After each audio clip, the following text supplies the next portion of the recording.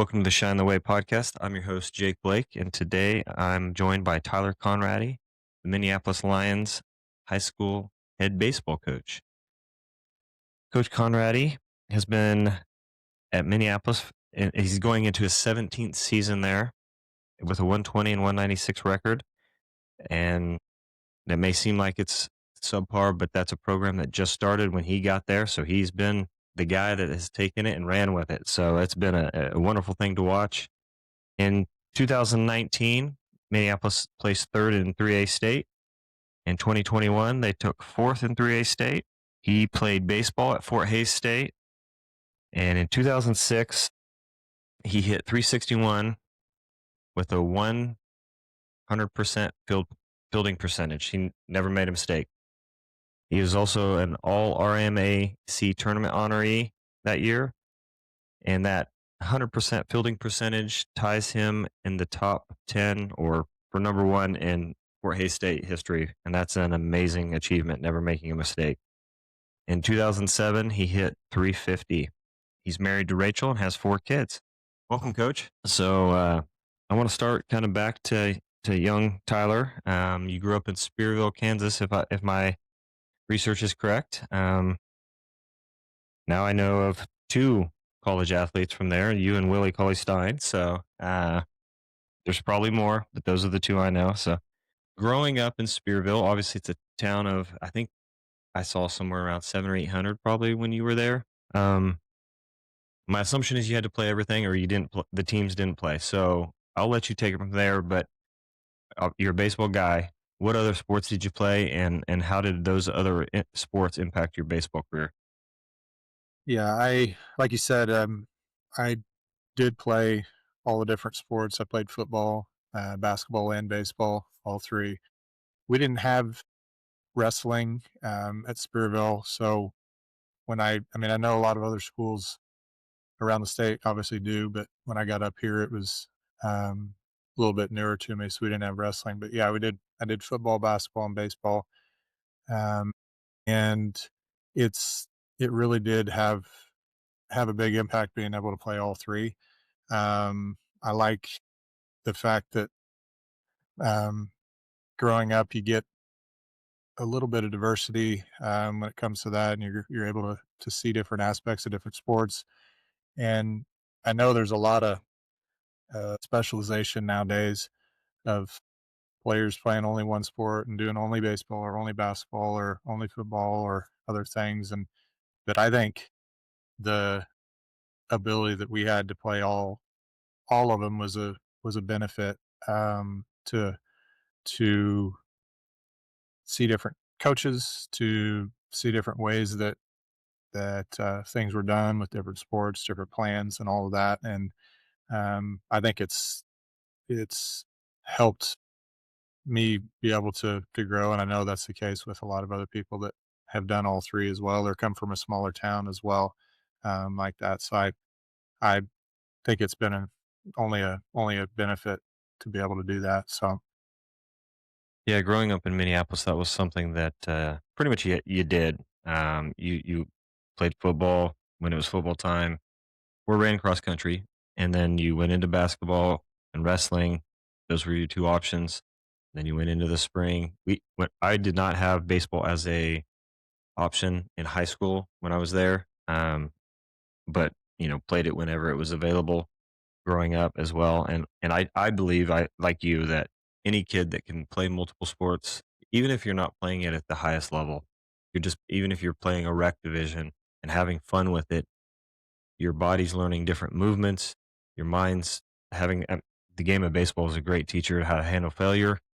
And so I completely agree with you that I think as you up here in the Kansas City area, there's a lot of specialization. Seen it a lot, and it's happening younger and younger and younger. And as a guy that likes watching kids do everything, even if it's not your best sport, it can help you.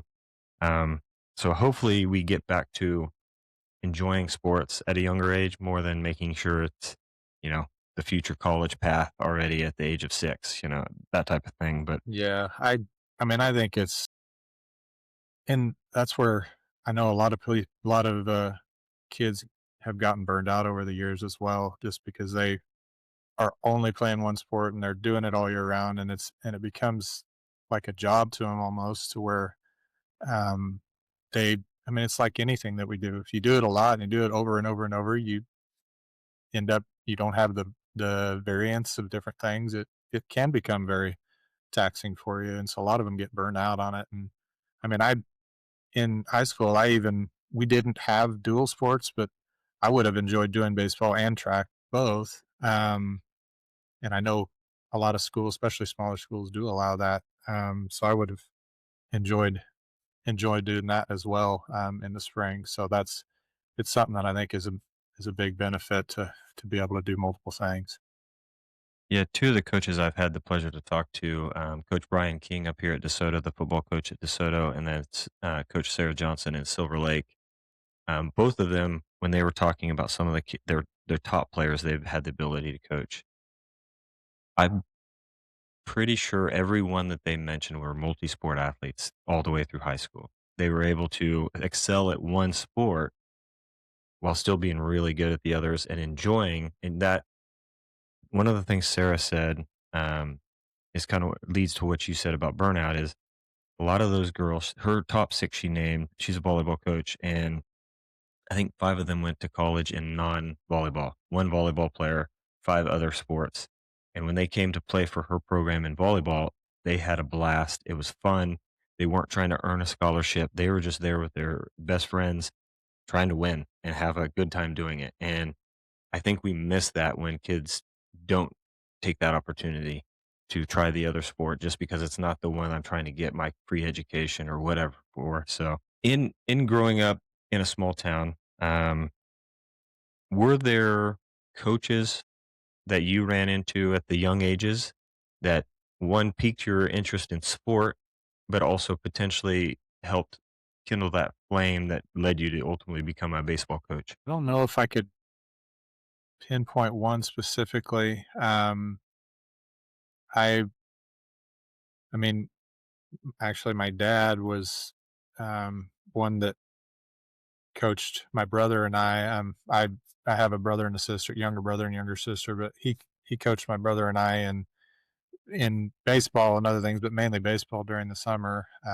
Since we were this big, all the way up to junior high age, basically before we got to high school, and so his passion that he had for the game, and ability that he had to be able to coach and teach that to not only us but others as well was a big influence on us. And I I don't know if I had one coach that like really said, yeah, this I want to follow their path to become a coach. I did have a lot of good people that I was surrounded with throughout the years, and coaches. My one coach, Tim Duzine, that I had was our head basketball coach. He was our head baseball coach, and he was one of our assistant football coaches. So he was there in every sport that I played in high school, and so he was he's a good influence that I had as well. Um, but so I mean, just had good good people that I was surrounded with, good coaches surrounded with growing up, and teachers as well, which also kind of led me into this profession as well. So Yeah, so you transition from Spearville, and then you end up at Fort Hays State playing baseball. Um, I'm just guessing because of the size difference and everything, and you know what I know of college athletics. When you get there, they're the best of the best. They're the best kid from every team around. It's not there. There's no easy kid to get out, easy any of that. So, what was that like going from? It was Spearville 1A at the time. yes, we were usually right on the border between one and two, and so it kind of always fluctuated. Yep. So in the smaller classes of Kansas to Division two there at Fort Hays, and I know in talking with you, it took a couple years for you to really make your impact on the baseball team. '06 and '07 were when you really made your impact. But What was that transition like going from a small Kansas high school to a Division two school? It was a big transition. um, and I've told other people this. I redshirted my first year up there, and then had 4 years after that. So I was there for 5 on the team. And my redshirt year was that was the best thing I could have ever done. I learned so much about the game that I had no idea about. Different language of how to communicate, different ways of doing things, how to prepare, and a lot of it was just spending time with my teammates in practice every day. Because obviously I didn't play because I redshirted, but just being with them each day and um, learning all different kinds of things that you never really learned or never had to do when you were at a small town, small school, that they had done at bigger schools and had to be able to be the better ones on their teams there. It was really good for me to do that. And I learned a ton that first year, but yeah, it took me a lot of work. I did not have a great swing, really. I had good batting averages in high school, and always uh, made good contact and had all that. But I really had to work after school or after practice, before practice with the coaches on just being able to get a swing that was going to be able to be college ready, to be able to make an impact once I was able to play. So it took a couple more years even after my redshirt year. I didn't play much my freshman and sophomore years, and finally junior senior years. I was able to work hard enough and grow enough to where I I was able to play regularly and start regularly and make an impact on the team. So it was a big transition, but it definitely impacted me because of all the work that I had to put. Were you defensively, were you ready to play at a young age, or was there a growth period there, or was that more natural to you than the hitting side of things? Well, it's a good question because I in high school, similar situation to with Minneapolis and other smaller schools. A lot of the players that are the better athletes are going to play like usually shortstop or pitcher places that are going to have a big impact on the game. Which I played shortstop and I pitched in high school. I didn't do that at college. I'm 6'6", and you don't see many people that height, except maybe Cal Ripken, guys like that. But playing shortstop, and I actually transitioned to the outfield. So I didn't really play much outfield, other than some Legion ball a little bit a year or two before I went to college. So I was actually learning there as well. So I had a lot to learn about playing the outfield as well. I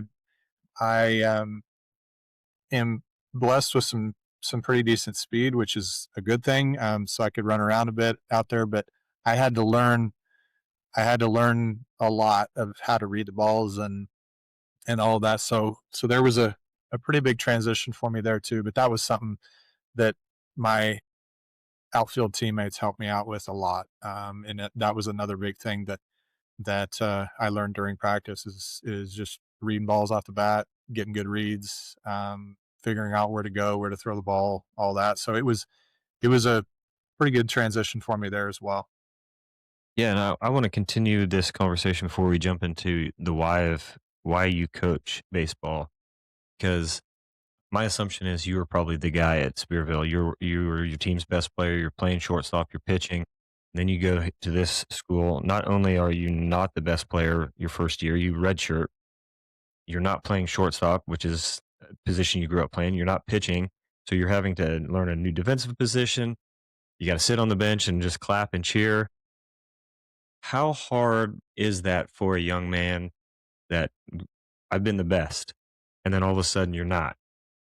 Because to me, that seems to be the biggest holdup a lot of good athletes have when they go from high school, the stud in high school, to being a guy that's going to have to work to become the guy in the college. Yeah.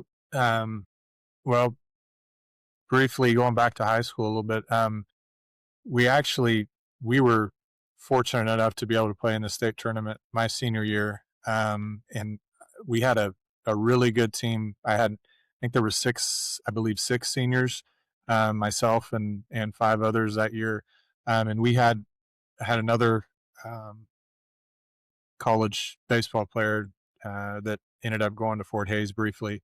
That was on our high school team as well, and so we had a good group. That was able to get third in state that year. But yeah, moving into college, um, it's it's humbling, um, and but I was okay with it. I just going into the first few days of practice, I learned really quickly how much I didn't know. I mean, it was so many of the other guys had played bigger levels of baseball than I had. Um, they had so much more knowledge and understanding of the game, with all the different ways of communicating and different verbiage of bigger time baseball, that I just had no experience with. And so it didn't take me very long to just sit back, keep my mouth shut, and learn because I knew I I knew I had a lot of work to do to be able to get to that level. And so I just did whatever I could to learn as much as I could from them, and it it's a way that I know some people may not be able to handle that with transitioning from being the main person on your team to having to go back to the lower level and work your way up. I know a lot of people aren't able to do that, but I kind of accepted it as a challenge and knew that it was going to take me a while. And I was enough to just say, okay, let's figure out whatever I need to do to be a good teammate and work hard to be able to get there someday. So Yeah, I think it's the kids, the people really that can do that. They can take that little bit of humble pie and take it and actually grow from it and learn, okay, I thought I knew X, but I didn't know. So let's learn it and become a better person and player for that. So that's really impressive that you were able to do that. And then, I mean, obviously the statistics speak for themselves. You say you weren't a great hitter or weren't early on, you weren't, but by the end of it, you hit 361 and 350 your last 2 years. And then the fielding, I mean, I don't know how you go without making a mistake throughout a season. So kudos to you. That's very impressive. Um, fun. We had a good time. I played with some really good players too.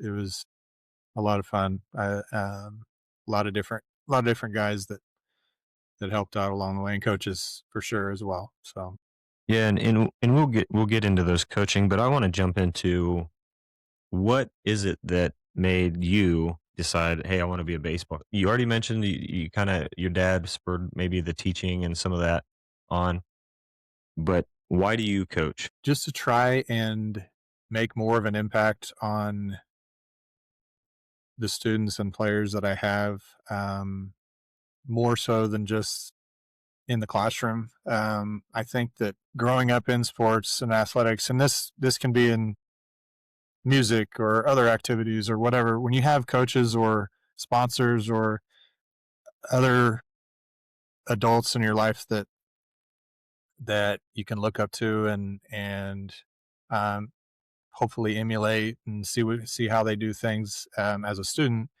then hopefully that provides you some guidance along the way, and it'll give you things that you can hopefully carry through in your life as well. And so that's what I hope to do with the kids that I have and players that I have, is to show them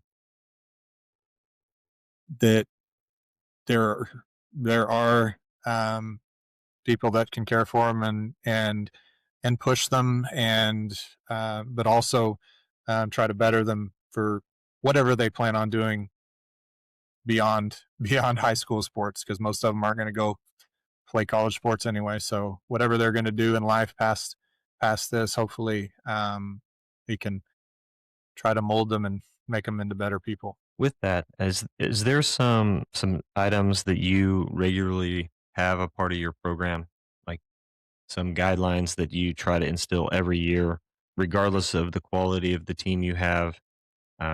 that these are our principles, these are what our pillars are, these are what we stand on, and regardless of how the season's going, this is what we believe in. Yeah, I kind of like what I had mentioned um, back with me when I was in college is just try to work as hard as possible each day.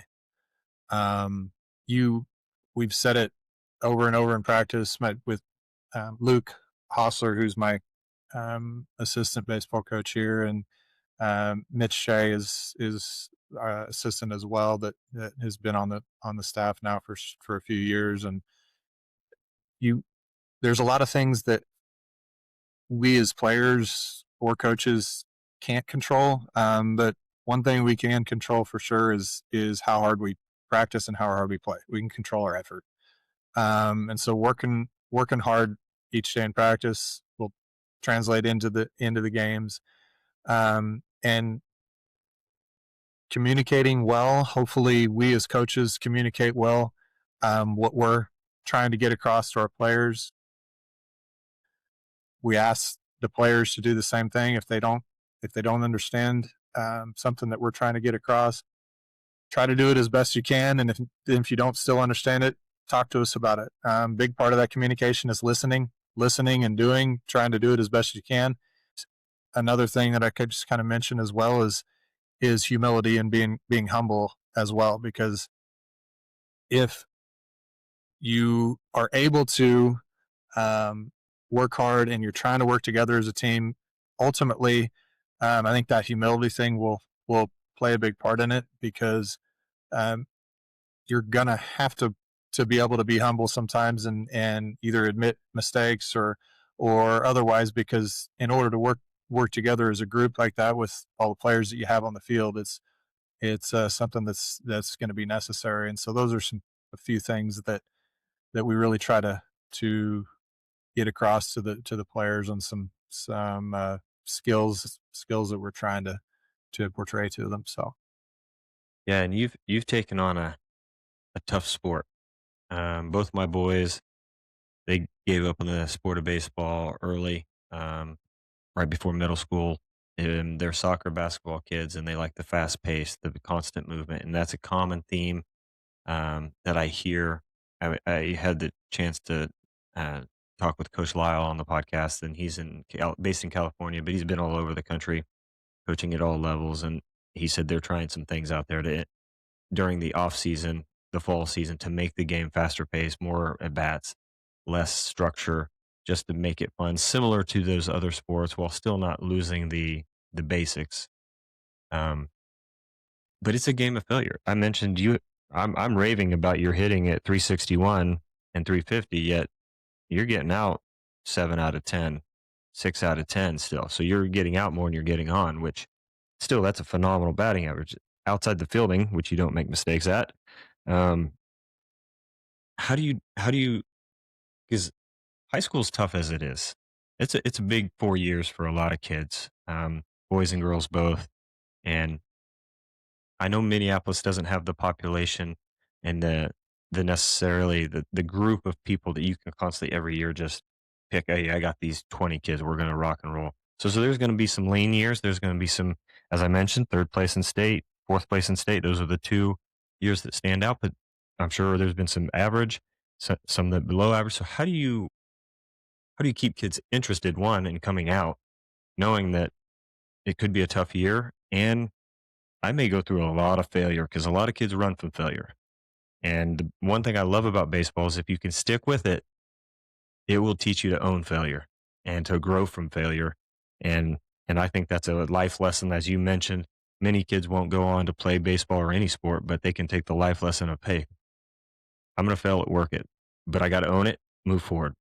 So how do you handle that side of the game? um, it can be And very very by the frustrating way, sometimes. I'm taking notes because this is one I can't figure out. No, just kidding. It's it's tough, and I mean, having grown up in it and having played it since I was little, it's become probably more easy for me to be able to accept it and just move on. And like you said, knowing that even I mean, in the major leagues, the Hall of Famers that bat 300 are still failing 7 times out of 10 when they're hitting. It can really have a big effect on. I mean, the mental aspect of baseball is really really tough a lot of times. And so, I mean, we it and it also just failing individually can take a toll. But in many of our seasons that we have had we have struggled to even get 2, 3, 4 wins. So that is a whole nother aspect of it as well. The last three or so years, we haven't reached the five win mark at Minneapolis. So it can definitely take a toll. But we just try to make the the atmosphere around the team pretty lighthearted and fun, while also trying to get as much work in as we can. Um, Focus on the things that we can get better at, and there's a lot of things each player has individually they can get better at and improve upon. Um, and I think just trying to get that across to the kids as much as possible that there's always improvement to be made. There's always things individually. There's always things um, as a team that we can improve on. But also continuing to try to make it as enjoyable and fun as we can during practice. Trying to, I mean, us coaches every once in a while we get involved and we play and try to make it a little more lighthearted for the kids. We try to implement actual game like situations as much as possible so that that can transfer right into the games once we do that as well. And it's just it is hard. It's trying even after games, and if you end up having several games in a row that we lose, it's just here's here's the things that we can focus on. Yes, we got better at this. We got better at this. We need to work on this. We need to work on this. We just keep focusing on the things that we can try to do better, and the things that we can control. And a big one again is our effort. We talk about that all the time. If we feel like at the end of a doubleheader we just flat out got beat because they were a better team, but yet we played hard, good. I mean, that's we did what we could control, and they were just the better team. We did what we could. We played hard, put the ball in play when we needed to, ran the bases as well as we could, um, made as few mistakes defensively as possible. Then focus on that. That's what we can control, and that's what we focus on. And let's move better. Let's try to be better for the next doubleheader. So that's, I mean, it can be pretty taxing. It can be pretty. It's a mentally draining sport for sure. But hopefully we're able to have kids be able to. I mean, from freshman to senior year, if they play for 4 years, or sophomore to senior year, you can absolutely see the growth, and you can see the time and the effort that they put in is going to ultimately end up making them better players, but hopefully better people in the long run. Yeah. With baseball, you know, I asked my volleyball coaches this because I wasn't that familiar, and I'm familiar with baseball. Um, One of the things you see sometimes in football or basketball is if you're going up a team that's superior, you can either try to run the ball in football to really wear down the clock and just limit the possessions that they have, or in basketball, you can with the shot clock, it's going to get a little more difficult. But in the past, you could really just stall essentially and try to limit possession. Is there a way in baseball when you're going up against a far superior team, as a manager, are you just kind of hamstrung a little bit and be like, "Hey, they're throwing their ace. You guys got to go hit." Like, I mean, you can tell them. I'm sure you could say, "Hey, he's got this pitch, this pitch, this pitch," but essentially, they just got to go do it because there's not a whole. I mean, strategy wise, is there a ton you can do to help them out there? In some cases, very little, honestly. I mean, Yeah, it's especially especially when you have, like you said, an ace on the mound of the other team that is throwing a lot harder than most guys have ever seen, or throwing curveballs or sliders or whatever that some guys legitimately haven't ever seen. And so, I mean, we can try during practice going into that, and we do sometimes. I mean, I get on the mound a lot, either throwing BP or actually throwing live to the guys during practice, and I can try to do as much as I can. My arm isn't nearly what it used to be anymore, and I don't throw all that hard anymore. But I can at least try to give them something to prepare them, at least to have them see it before they see it on the mound for the first time in a game. Um, and so we can do that some. But if if the pitchers are overmatching the hitters, you just got to get up there and you got to try to do whatever you can to put the ball in play and make the defense work.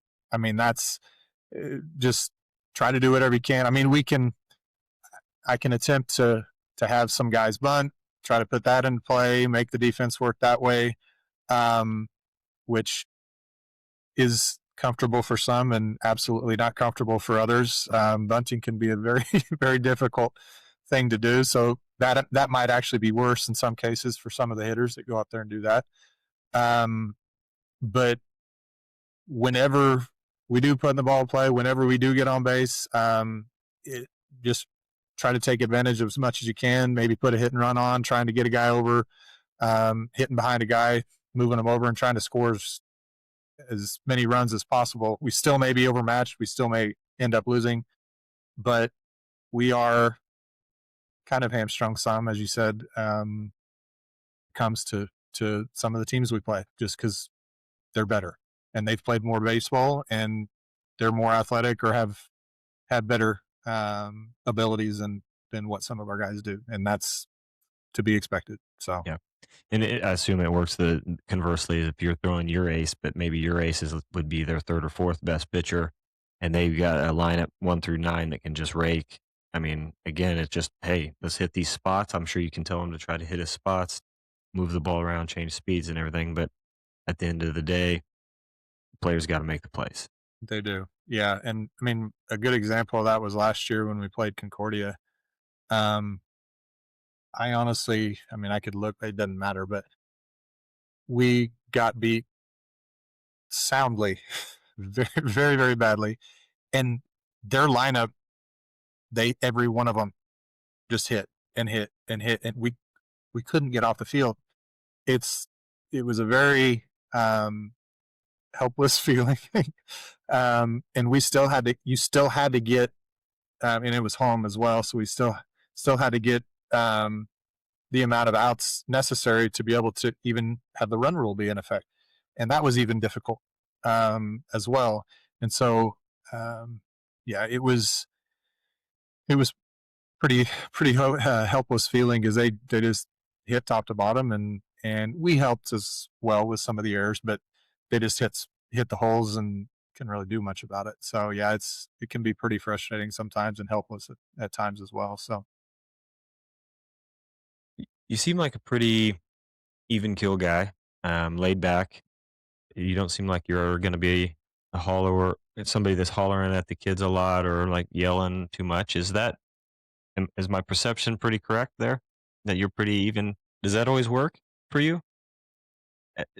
Do you ever? Is there ever a time where maybe one of your assistants, somebody has to kind of energize the crowd? And I'm not saying when I say holler, I don't mean like just berating kids by any means. I mean, so when I coach basketball, sometimes people say that I'm expending more energy on the sideline than the kids, and my philosophy has always been I've coached youth or middle school. So my philosophy has always been I'm going to ask you guys to give me everything. So I'm going to give you everything. And my way of doing that is trying to bring energy and just be on the sideline, be into the game. And, you know, I watch some of my buddies at the high school level, they're chill.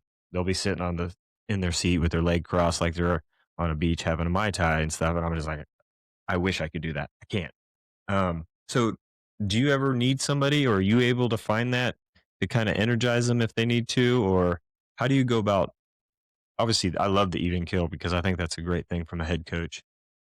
But how do you kind of energize your team?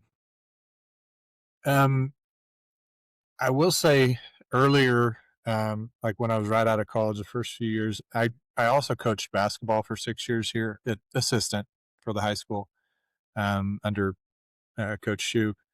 Um, and I will say on the sideline of the basketball game, I was a lot more energetic than I am on the in the dugout of the baseball field.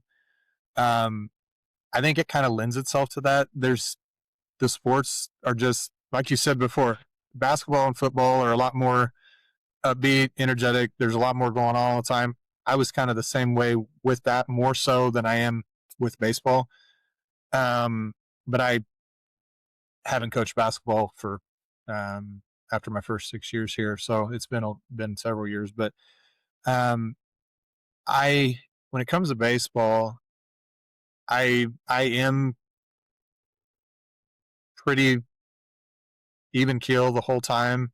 Um, I try not to get crazy up and down all the time. Try to stay as even as possible. Trying to help myself deal with whatever's going on, but also to help the kids deal with things that they're going through as well. Because if I'm really excited all the time and when we're doing good things, or really negative all the times when we're doing bad things, I think that's going to be transferred to the players as well. And so I try to be here as much as I can, but I can definitely um, amp it up if I need to. You can ask some of my coaches or players. There's been definite times when I have taken it to another level. It does not happen very often, but it's definitely in there. And if the right things happen or something happens the way it does in the game, then I can definitely get excited or energize my players in ways that I need to if it's if it's needed. Most of the time I don't, but I definitely have that in there as well. So Was it 21 when you guys played? Was it? I don't know who it was. Yeah. You had to play in Topeka. The that game was got in moved 19. That was in 19. 2019. Yeah. Okay, yeah. I was able to bring my boy and a buddy son to watch that game. You guys, was that the game you ended up winning to get to the Final Four, or was that the first one you lost?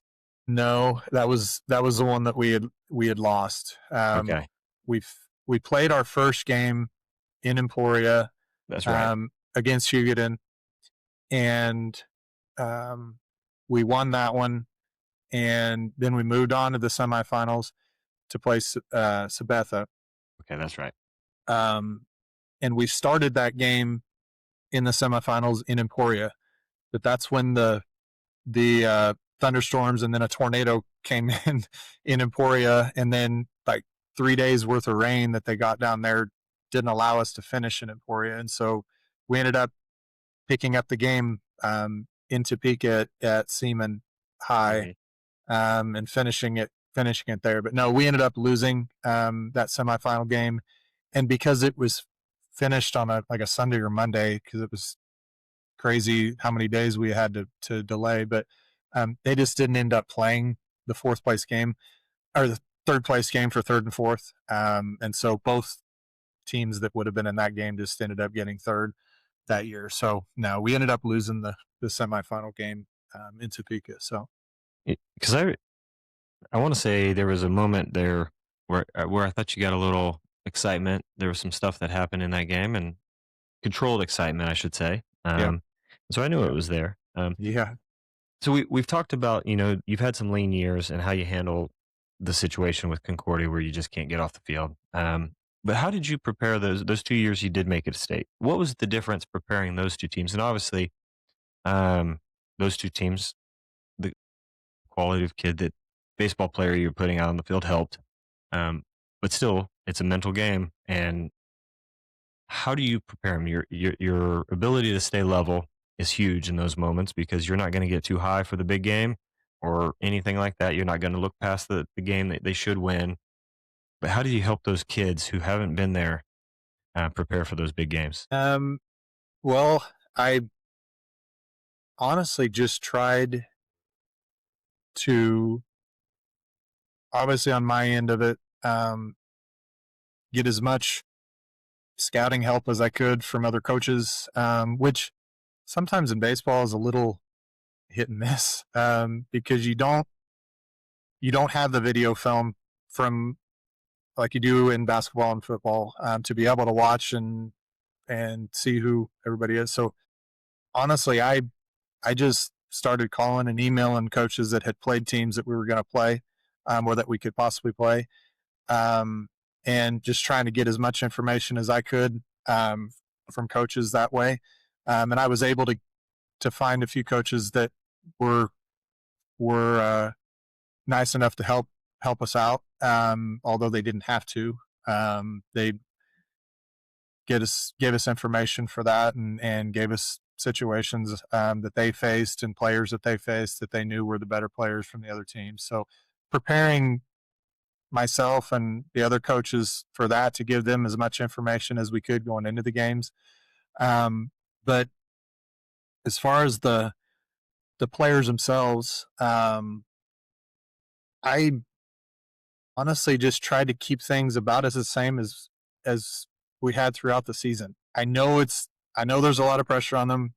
There was a good amount of pressure on me too, but just trying to keep things as much the same as we did. Warm ups the same. Yes, we're going to hit in different places. Yes, we're going to warm up, on a field that we've never played on before. I get all that. Um, just trying to have the kids have fun with it. Because I remember, and this wasn't before one of the games, but it was right in the middle of the game.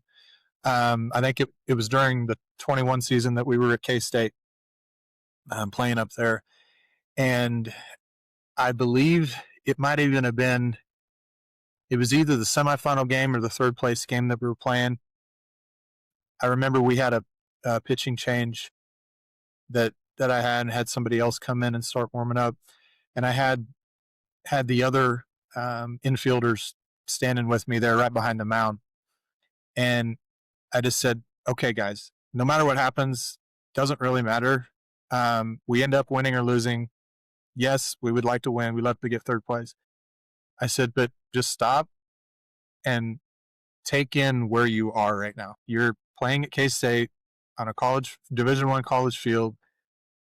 Just pause a second and let this let this soak in what you're actually doing and what you've accomplished already, and just continue to have fun with it." And I needed that myself, and so I I wanted to try and portray that to them as well. Just look what you've accomplished, look what you've already done. Soak this in because it's not going to happen again. Most of the guys that were around me were seniors. This isn't going to happen again. Just enjoy it while you're here, have fun with it, and just live in the moment basically. So Well, that's a cool story, and you're right. I mean, especially when you're a senior, and if you're in that third place game or that championship game, uh, that is your last game, and so take it in, enjoy it, and live in the moment. Before we get to the quick hitters, the interesting thing about baseball. So I've got some friends up here that are big into softball, and obviously, it's both sports are similar yet very very different. Because I think it was the 21 year where you guys battled Rock Creek, who ultimately ended up winning, and it was a very tight game, if I recall. It was a pretty close game, and then they went on to win the championship 18-0. And to me, what that shows is that in baseball, your ace can't go every night.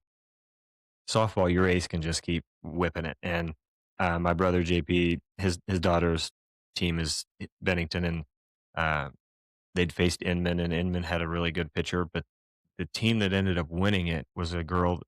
Their best player was a sophomore. She's a pitcher, pitched for the United States national team, and just rolled through 2A because she could pitch every night. And so it's always just a unique thing that from a coach, when you get to the playoffs, you actually have a bigger impact based on how you set your rotation up and how you decide to utilize. If you have one guy that it doesn't matter who you face, he's going to win that game. How do you use him? Do you try to save him for the championship? If you don't, do you try to like that's a tough tough question, um, and so that is a thing where baseball coaches, when you get to state, that's where you impact the game. How do you Yes, for set your sure. rotation?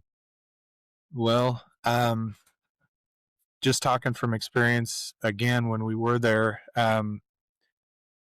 one of the when we were there in 2019, um, one of those coaches that I had communicated with prior to us playing against Hugoton had said that, and I'm not going to name names because it doesn't matter, but he said that um, he felt that we got a really good draw that first round, and that he himself, his team, he felt like could have very easily been in the same situation Hugoton was, and made it to state as well.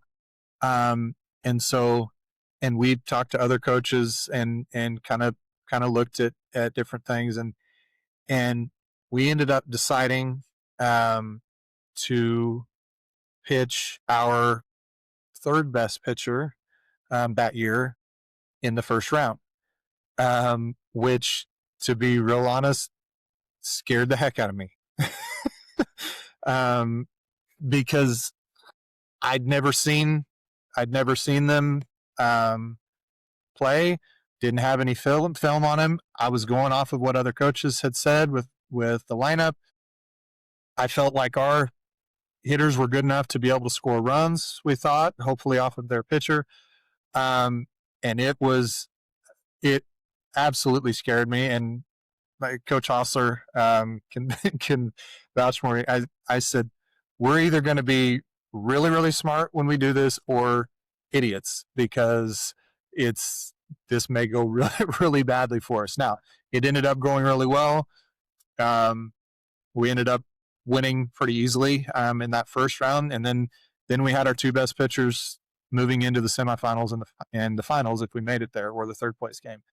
And so that's what we did there. Now in 21, we were in a little different situation. We were the higher seed and had the better record. In 19, we didn't have as good of a record, and I believe a 6 seed or 7 seed. I can't remember when we played collegiate Hmm.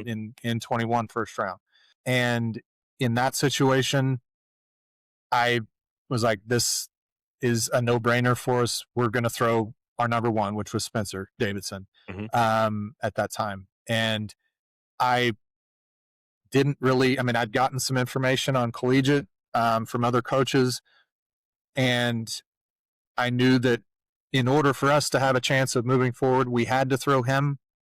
And he did exactly what he had done all year, which was threw very well and ended up shutting their lineup down. It actually ended up, I believe the final score was 11-0 or 11-1, something crazy like that.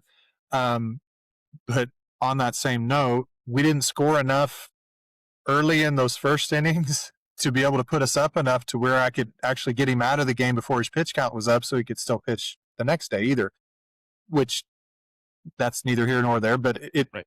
absolutely could have had an effect on the future on what we did in the semifinal game. Because honestly, if he gets out of the game and we're still up and we're pitching somebody else, I'm absolutely starting him the next day in the semifinal game, because he still has the ability to, and he's our best guy, and I want him on the mound. So there's a lot of that goes on to try and figure out how it's going to work and how it's going to impact the game, and they've changed the way the way our regionals are done now. We're like, the first round of regionals is played several days before the semifinals and finals are now, so that you can actually bring your best guy or best two guys back to throw semifinals and finals if you need to as well. Now state still is basically one day and the day right after that, so you're going to have to change it up how that works if you make it to state. But there's a lot of strategy when it goes into all that. So Yeah. Well, thank you for that. And I remember following both of those seasons along, rooting from afar, and I was proud to that you guys did as well as you did. And anyway, get to the fun questions now, or at least fun for me. These ones may be the ones you don't like, but we're going to start with the all-time Tyler Konrade coached players. Okay. Well, top of the list of players that I've ever coached in terms of ability is who I already mentioned before, which was Spencer Davidson. He was an all around great player, hitting, fielding at first base, and on the mound as well, left handed. And so, and he ended up being the in a couple different publications. He was a 3A player of the year in 2021. And so that I could be pretty safe in saying I probably won't ever coach someone that will have that accolade again. Pretty good. And so yeah, he was, and truthfully, the best thing about him, aside from baseball, is the person that he is. He is a great kid, great human being, treats other people exactly the way that he would want others to be treated. He's just a great person all the way around. And so that he's definitely at the top of the list there for players that I've coached. I have coached um, a lot of other guys. I mean, just on some of those other state teams, um, very solid, very good players that we had Trent Meckel, Jerry Meckel's son, who's our principal here. Nolan White was also one of our better players, better pitchers and hitters that we had um, on that 21 team as well. Um, and we had several different guys that contributed in both 19 and 21 that were huge impacts. Caden Griffin in 19. Um, and so, yeah, we had a lot of different guys that were a big part of that. You have to in order to be able to have teams that are able to have the success that we did in those years. So, And so you've coached for 17 years, so this list is big, but remembering actually who they were might be a little more difficult because you didn't coach them, but you coached against them. Can you give me a few of the players that you've had to coach against that you've sat on your hands because you're just like, he's just too good. I don't know what to do with him.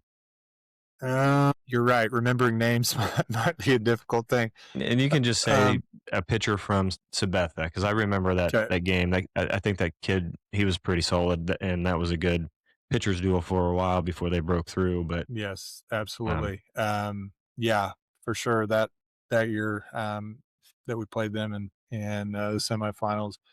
Um, I know there's been a couple different guys, especially pitchers from Concordia throughout the years. Through the last 3 or 4 years here that we really couldn't do much against at all. I know there's been several guys at Southeast over the years that either hitters or pitchers, usually a lot of hitters, they usually hit the cover off the ball every year that we play them, and so they've had a stacked lineup for for a long time. And this is going way back, but I do remember, and I once again won't remember his name, but um, we ended up having a game. This was one of my first probably 2 or 3 years here that we played at Southeast, and they have never had lights on their field. They still don't. In all the years that I've coached, and so we always start the doubleheader at 3 o'clock to move it up to hopefully get done before dark. And the games went long. We even had an injury during the game. Austin Jensen caught a foul ball off his head and knocked him out for a little bit. We had to have the ambulance called, all that. So the game didn't get finished before dark. Um, and we actually we ended up having the lead when the game was called. and we had to come back and finish it at a later date. So we came back and it was, I don't even remember. It was basically only one, I think one inning left. Um, and we, we ended up, I remember we were on the mound and playing defense, and they had, I think a guy on base. We ended up loading the bases intentionally. I put two guys on to get a uh, uh, double play in order, force an order. And we had to get a couple outs, and it was like their 3 and 4 hole hitters. So it was, and their best hitters coming up. And somehow we ended up getting one of them out with a ground out and a second guy out with a pop up, and we ended up actually winning the game. But that's a long story for it. It was whoever those hitters were at that time. I was like, this probably is not going to end well here. They're going to probably get the hit and walk us off. But we ended up winning it. But and I know over at Sacred Heart always has great players. They usually pitch it really really well, and they usually have a really solid lineup as well. And Russell as well. Historically, their baseball team, they're kind of a baseball school in many ways, as well, and so they've had a lot of guys that have went on and played college ball that have played at Russell as well. Like I said, I didn't really remember names for you, but No, but that's okay. That's so okay. Hopefully you remember some names now because we're gonna go to the some all time players from Fort Hays State. um, I probably the one that stands out to me the most, and he ended up going on and playing minor league ball as well, was Jeff Beaker. He ended up he has, I think, holds several records at Fort Hays for his hitting. He was a really skinny guy, but swung the bat as maybe hard as I've ever seen anybody swing the bat, and hit the ball a ton. He actually he's from Hayes originally, and actually went to Nebraska to pitch, but then ended up, for whatever reason, it didn't work out there for him. So he ended up coming back to Fort Hays and playing at the D2 level, and ended up pitching some, but mainly hitting and playing in the outfield. So he ended up going on and playing. I don't remember what level he got to, maybe Double A, in the minor league system. Another couple of guys that I played played with, that especially this first guy, Jason Reese, was an fellow outfielder with me, and he had one year that was his last year there was really really good. He played center field and I played right field. I was a junior and he was a senior, and I was roommates with him. He actually ended up um, figuring out while he was in college that he was diabetic, and he had health issues and struggles and everything. And once they figured that out, and he got the proper medication and started eating right and everything, his his senior season just took off, and he hit a ton of home runs, and he was a really good athlete and could catch anything in the outfield and center field. And then another guy that I can think of that also was a roommate of mine, that I was there the whole time with, was Tom Goodwin. Um, he was a left-handed pitcher, so he that in and of itself means he was a little bit little bit odd, left-handed pitchers, but he's a really good guy. But thing that stands out to me most about him was he was not the throw it 92 and blow it by you with a crazy slider or anything, but he worked and worked and worked just like I did while we were there, uh, and he was absolutely not overpowering. Probably maybe touched mid 80s. He was low 80s, but just got outs. change speeds, mixed it up, in and out, and he ended up being a guy that is on the record list for all-time innings, one of the all-time innings leaders over a career, and just steady throughout his whole time, and ended up doing really well at the time that he was there as well. And I know there's a lot of other guys that some other guys that I played with that ended up making it to higher levels. Actually, Jason, the guy that I said in center field, he ended up playing internationally. He was from Australia originally. Ended up going back to Australia, but playing in a couple of countries internationally afterward too. So, and he for like 2 weeks was actually in the Yankees organization in their Well, spring training. So, that's so impressive. yeah. So we a lot of guys that I played with that I definitely didn't mention that I So let's jump to the professional ranks. And so what I want to do here is I want to get you need a 3-man rotation. One of them can be a closer if you want, and then you also need 3 hitters. And so if you had 3 pitchers, 3 hitters of anybody that's ever played in the majors, who would they be? well hitters be really hard to go against Barry Bonds. um, Steroids or not. Yep, he was good I before. mean, he was phenomenal before the steroid era, but Yep. also be probably really hard to go against um, Ted Williams as well with his craziest stats as he put up over the years that he played. Um, and Those are 3 good ones. Those I like those 3. All right, on the staff. mound. Yeah. How about Greg Maddux? Just because the guy could pitch to anybody and knew how to pitch, maybe better than most people. Um, Randy Johnson. Mm, big unit. Yep. Yep. And go back a ways. Let's go with Sandy Koufax.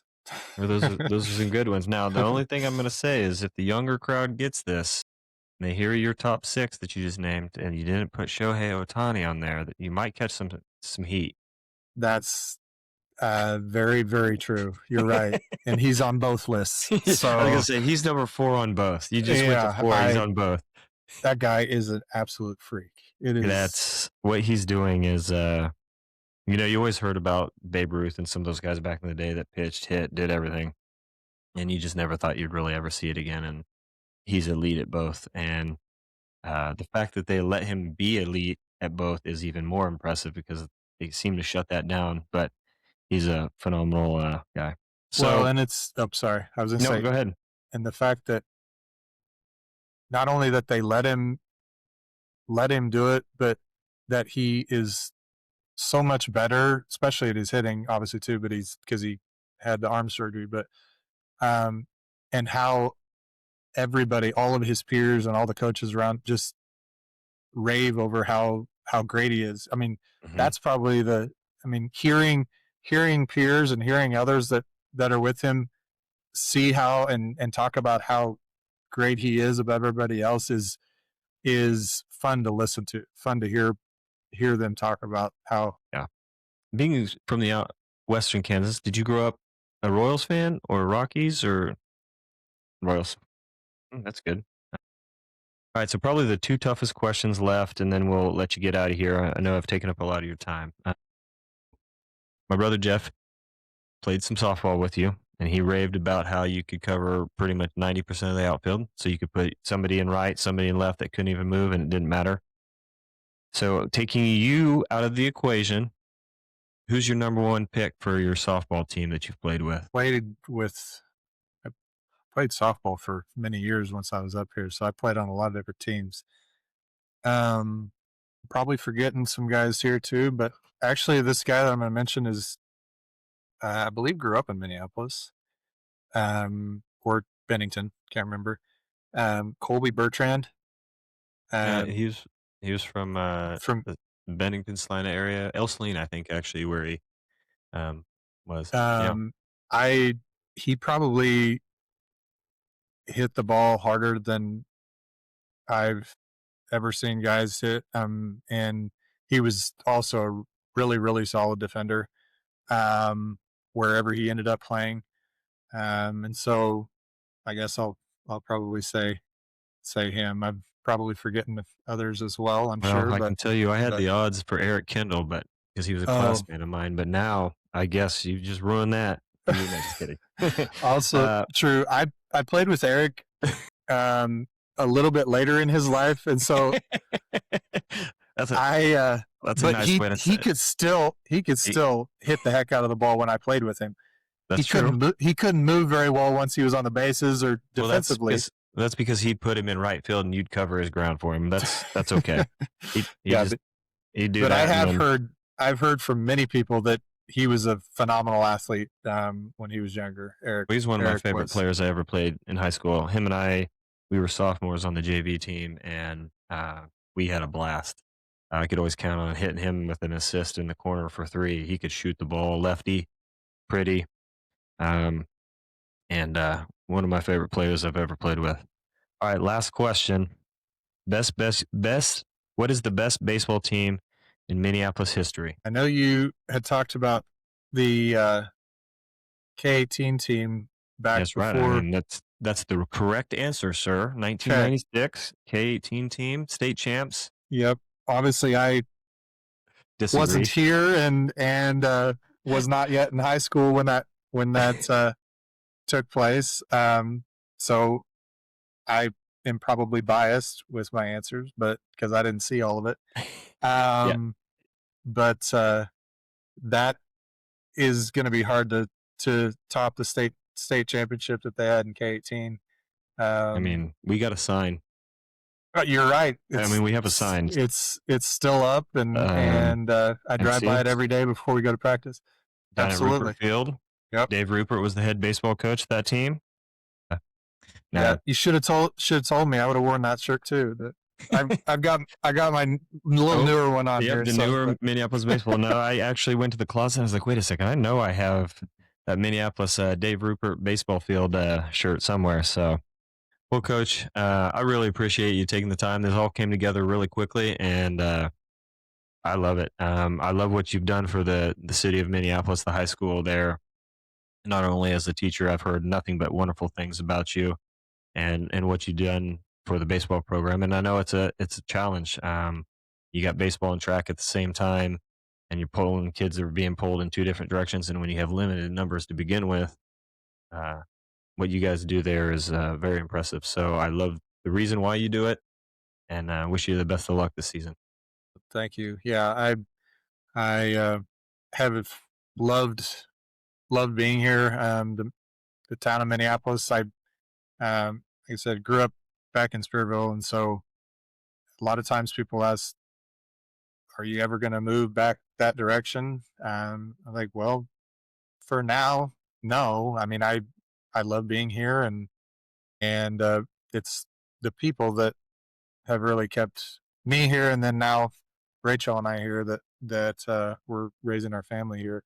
We might we might end up doing something different later on, but our the people that we're surrounded by here in the school and our faith that we have with the people that we have here that we go to church with and communicate with and have relationships with is the reason why we've been here so long and hopefully that's able to continue and hopefully we can keep doing that with whichever kids end up playing baseball and each year that we have them. So, but I appreciate the time that you've put together to do this as well. So, Well, I thank you, and go Lions. yeah, thank you. Appreciate it.